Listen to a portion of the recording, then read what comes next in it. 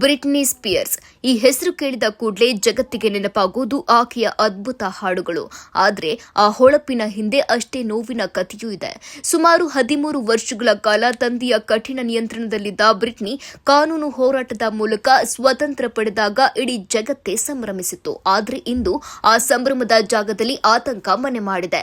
ಇತ್ತೀಚೆಗೆ ಕುಡಿದು ವಾಹನ ಚಲಾಯಿಸಿದ ಆರೋಪದ ಮೇಲೆ ಬ್ರಿಟ್ನಿ ಬಂಧನಕ್ಕೊಳಗಾಗಿದ್ದಾರೆ. ಇದು ಕೇವಲ ಒಂದು ಸಂಚಾರ ನಿಯಮ ಉಲ್ಲಂಘನೆಯಲ್ಲ, ಬದಲಾಗಿ ಒಬ್ಬ ಕಲಾವಿದೆ ತನ್ನ ಕಳೆದು ಹೋದ ಅಸ್ತಿತ್ವವನ್ನ ಹುಡುಕುವ ಭರದಲ್ಲಿ ದಾರಿ ತಪ್ಪುತ್ತಿರುವ ಸಂಕೇತದಂತಿದೆ. ಅತಿ ವೇಗವಾಗಿ ಕಾರು ಚಲಾಯಿಸುವುದು, ಅಸ್ತವ್ಯಸ್ತ ವರ್ತನೆ ಇವೆಲ್ಲವೂ ಆಕೆಯ ಆಂತರಿಕ ಮಾನಸಿಕ ಒತ್ತಡವನ್ನ ಎತ್ತಿ ತೋರಿಸ್ತಾ ಇದೆ.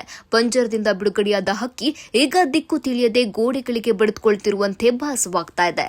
ನಾವು ಬ್ರಿಟ್ನಿಯನ್ನ ಕೇವಲ ಒಬ್ಬ ಸೆಲೆಬ್ರಿಟಿಯಾಗಿ ನೋಡಿ ಟೀಕಿಸೋದು ಸುಲಭ, ಆದ್ರೆ ಸತತವಾಗಿ ಮೀಡಿಯಾ ಕಣ್ಣು ಮತ್ತು ಜನರ ತೀರ್ಪುಗಳ ನಡುವೆ ಬದುಕೋದು ಅಷ್ಟು ಸುಲಭವಲ್ಲ. ಆಕೆಗೆ ಈಗ ಬೇಕಿರೋದು ಜೈಲು ಶಿಕ್ಷೆಯಲ್ಲ, ಬದಲಾಗಿ ಸರಿಯಾದ ಆಪ್ತ ಸಮಾಲೋಚನೆ ಮತ್ತು ಪ್ರೀತಿಯ ಬೆಂಬಲ.